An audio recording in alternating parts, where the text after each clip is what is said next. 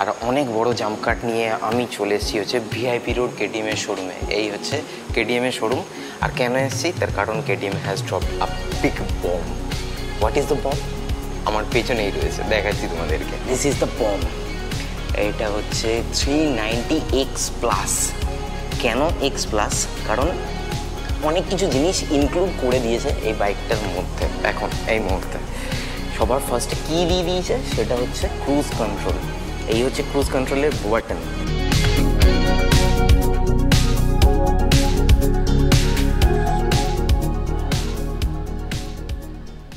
কাল থেকে যে বৃষ্টি শুরু হয়েছে, থামার আর নাম নেই। শ্রাবণ মাস এখন অবধি ঢোকেনি, আষাঢ় চলছে, কিন্তু বৃষ্টি যেভাবে পড়তে শুরু করেছে মানে মনে হচ্ছে শ্রাবণ মাসের বর্ষা ঢুকে গেছে। Welcome back to my channel everyone. I hope you guys are doing stupendous fantabulously fantastical. গত রবিবার দিন মোটামুটি একটা হালকা ফুলকা চেক আপ করানোর পর বাবাকে বাড়িতে মানে নিয়ে আসার পর তারপরে আমি গেছিলাম হচ্ছে সেলুনে গিয়ে একটু ঠিক হলাম। কারণ লাস্ট চুল কেটেছিলাম হচ্ছে সরস্বতী পুজোর দিন, যদি তোমাদের মনে থাকে তাহলে সরস্বতী পুজোর দিন চুল কেটে তারপরে মানে সেই লম্বা লম্বা বড় চুল সেটাকে কেটে তারপরে বেরিয়েছিলাম হচ্ছে ঘুরতে, বজবজ গেছিলাম। তারপরে এই গত পরশু দিন আমি হচ্ছে চুল কাটলাম, মানে ট্রিম করলাম, চুল কাটিনি, ট্রিম করেছি, জাস্ট সাইডগুলো ট্রিম আর মাঝখানটা যেরকম আছে সেরকম, আর ক্লিনিং। দাঁড়িয়ে আমি অ্যাকচুয়ালি রাখতে পারি না, সো দ্যাটস ওয়াই নামিয়ে দিলাম আর কি। একবার ইচ্ছে আছে রাখার, আমি জানি না কবে রাখতে পারবো। Good morning and cheers to healthy and good life. বলার কারণটা কি? বলার কারণটা প্রাতকৃত্য সেরে তারপরে তোমাদেরকে বলছি।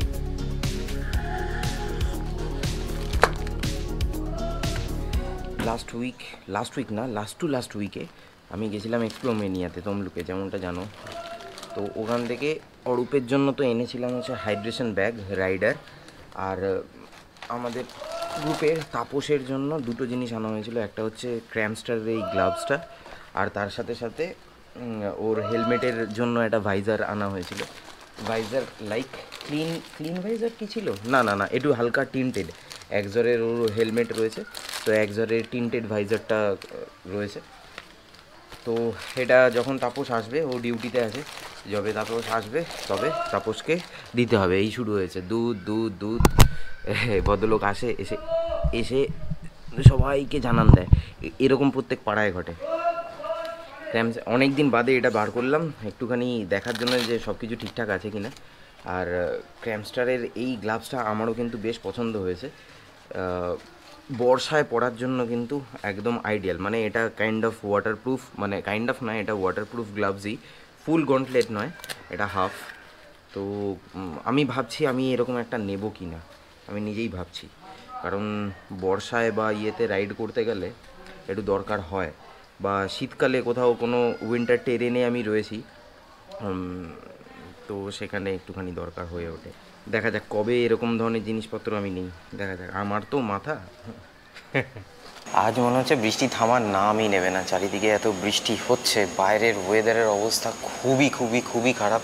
আর অনেক বড় জাম্প কাট নিয়ে আমি চলে এসেছি হচ্ছে ভিআইপি রোড কেটিএমের শোরুমে। এই হচ্ছে কেটিএমের শোরুম। আর কেন এসেছি তার কারণ KTM has drop a big bomb. What is the bomb? আমার পেছনেই রয়েছে, দেখাচ্ছি তোমাদেরকে। This is the bomb. এটা হচ্ছে 390X+। কেন X+? কারণ অনেক কিছু জিনিস ইনক্লুড করে দিয়েছে এই বাইকটার মধ্যে। এখন এই মুহূর্তে সবার ফার্স্টে কী দিয়ে দিয়েছে সেটা হচ্ছে ক্রুজ কন্ট্রোল। এই হচ্ছে ক্রুজ কন্ট্রোলের বাটন। কেটিএম 390 অ্যাডভেঞ্চার এক্স যে মডেলটা ছিল, সেই এক্স মডেলটা, পুরনো মডেলটাতে কিন্তু কোনোরকমভাবে ক্রুজ কন্ট্রোল ছিল না, এবং ইলেকট্রনিক্সের অনেক কিছু আপগ্রেডেশনের বাকি ছিল।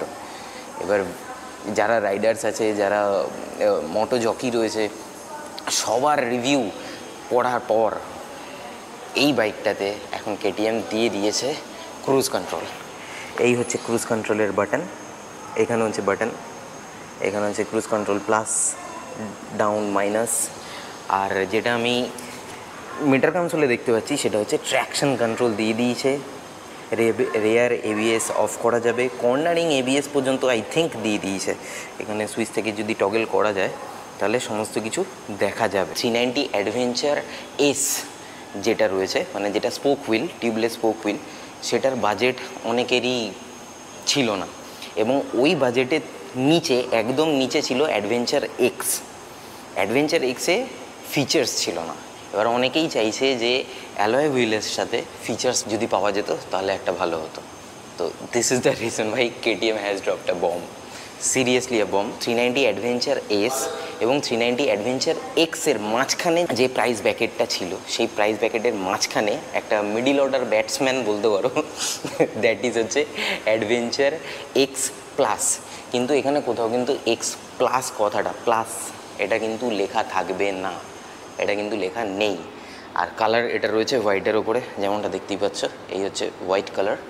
ওকে, আরেকটা আছে হচ্ছে অরেঞ্জ কালারের উপরে। আর কলকাতাতে 390 অ্যাডভেঞ্চার এক্স প্লাসের এক্স শোরুম প্রাইস যেটা রয়েছে সেটা হচ্ছে 3,04,502 টাকা বা 75 টাকা এরকম হবে।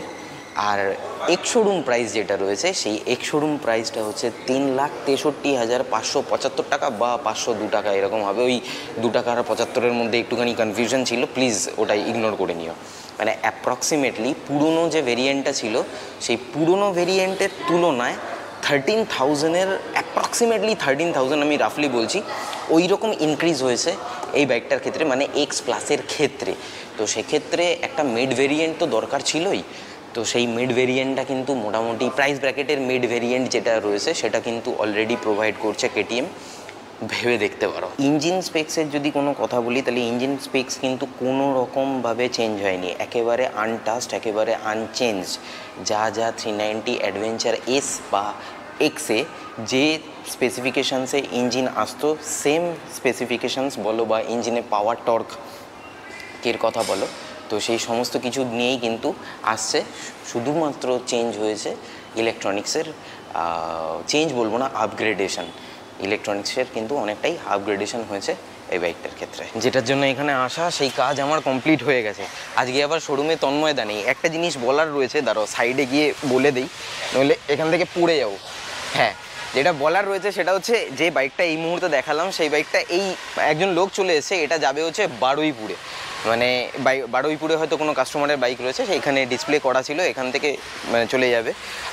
মোটামুটি আমি যা কথা বলে বুঝলাম 10-15 দিনের মধ্যে এখানে শোরুমে কিন্তু বাইক চলে আসবে।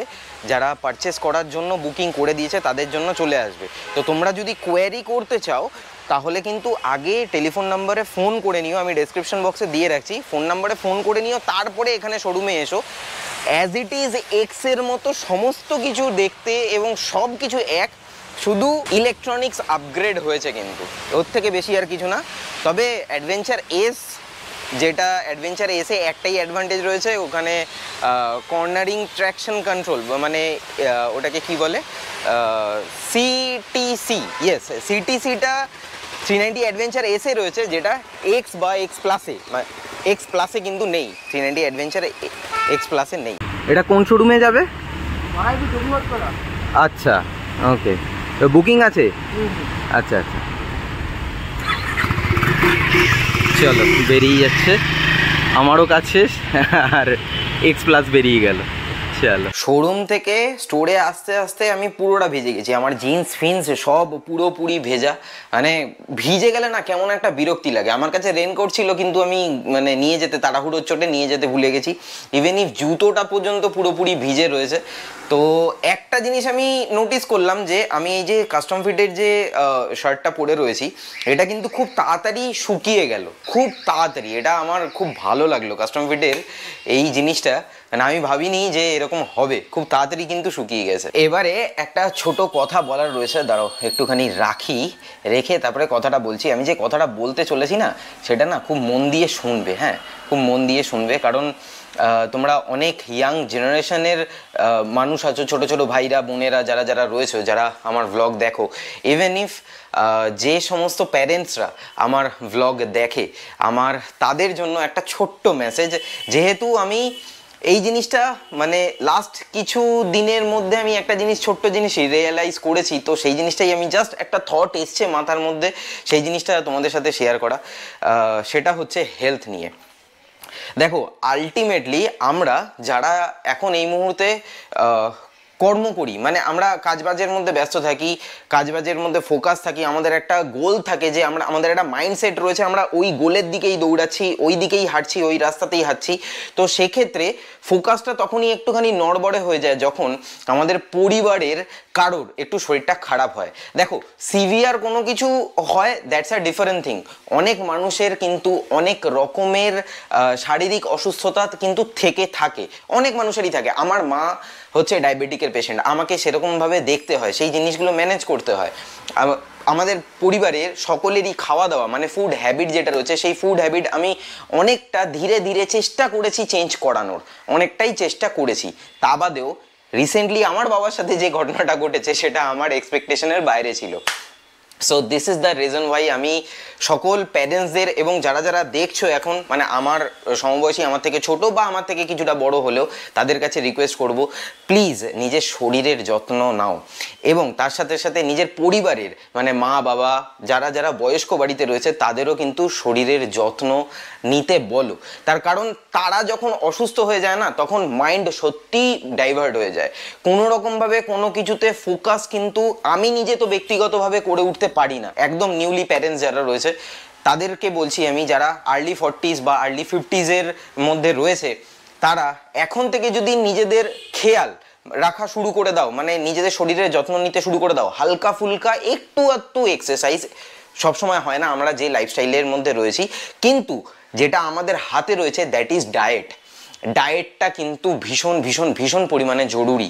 তো প্রপার একটা ডায়েট করে নাও। দেখো, আমরা বাঙালি তো, আমাদের রসনা তৃপ্তির একটা ব্যাপার থাকে আমাদের মধ্যে, মানে জীবের মানে কি বলবো, মানে একটা থাকে টেস্ট বার্ডসগুলো না, মানে চায় যে এরকম ধরনের আমরা জিনিসপত্র খাই, এরকম ধরনের টেস্ট আমরা উপভোগ করি, রসনা তৃপ্তি করি, কিন্তু একটা টাইম পর্যন্ত সেটার কিন্তু লিমিটেশন থাকা উচিত। আফটার 30-35 পরে কিন্তু এই ফুড হ্যাবিটের কিন্তু চেক করা উচিত। যদি সেটা না হয়ে থাকে তাহলে 40s বা 50s মধ্যেও কিন্তু করে নেওয়াটা উচিত, এটা আমার ব্যক্তিগতভাবে মনে হয়, তাই আমি তোমাদের সাথে শেয়ার করলাম। তাহলে কি হবে, আমরা যারা কাজের মধ্যে ফোকাস, এই টার্গেটের মধ্যে আমাকে পৌঁছাতে হবে, এই টার্গেটের এই সময়ের মধ্যে আমাকে এই গোলটাকে অ্যাচিভ করতে হবে, এই বছর আমি এই সমস্ত জিনিসপত্র করব, যদি কোনো কারণে পারিবারিক কোনো কিছু এই ধরনের জিনিসপত্রগুলো হয় না, তখন পুরো জিনিসটা কিন্তু তাসের ঘরের মতো ভেঙে যায়। তো দ্যাটস ওয়াই বলছি, যারা যারা ইয়াং জেনারেশন বা আমার সমবয়সী বা আমার থেকে বড় দেখছো এবং প্যারেন্টসরা দেখছো, প্লিজ আপনাদের কাছে রিকোয়েস্ট, নিজেদের শরীরের একটু খেয়াল রাখুন। তাতে কি হবে, আপনাদের এই সন্তান সন্ততি যারা রয়েছে না, তারা না খুব ফ্রি মাইন্ডে নিজেদের গোলে, নিজেদের লক্ষ্যের দিকে কিন্তু এগিয়ে যেতে পারবে। আশা করি আমি এই ছোট্ট মেসেজটা আপনাদেরকে বোঝাতে পেরেছি। যদি কিছু ভুল বলে থাকি তাহলে ক্ষমা প্রার্থনীয়। উইথ দ্যাট সেড আজকের ব্লগটা আমি তাহলে এখানেই শেষ করছি। দেখা হচ্ছে আবার পরবর্তী ব্লগে। Till then bye bye, take care, stay tuned and keep supporting B Bong. পাশে থেকো, সাথে থেকো, ব্লগে থেকো।